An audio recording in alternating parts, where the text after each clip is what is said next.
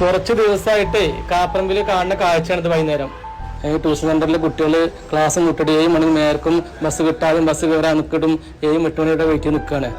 എന്താ ആർക്കും അതിന്റെ ഉത്തരവാദിത്തം എന്നറിയണം. ഇതില് 6-7 ട്യൂഷൻ സെന്റർ കാപ്പറമ്പിലുണ്ട്. ആരോടെ അത് പറയണ്ടേ? ആൺകുട്ടികളും പെൺകുട്ടികളാണ് നിൽക്കണേ. 7 മണി 8 മണി 8 മണി വരെ റോഡിൽ സേഫായി ബസ്സും കാത്തു നിൽക്കണേ. ഇവിടെ രക്ഷിതാക്കൾക്കും ഒരു പേടി ബേജാറുണ്ടാവൂലേ? അപ്പൊ അത് ട്യൂഷൻ എടുക്കുന്ന ആൾക്കാർക്ക് ഇവരെ കയറ്റി വിടാനുള്ള ഉത്തരവാദിത്തം വേണം. ഓലെ കയറ്റി വിട്ടിട്ട് ടീച്ചേഴ്സും പോകാൻ പറ്റുള്ളൂ, ട്യൂഷൻ സെന്ററിലത്തെ ആൾക്കാരും. അതിന് നിങ്ങളെ കൊണ്ട് പറ്റില്ലെങ്കിൽ നിൽക്കാൻ നിൽക്കരുതേ.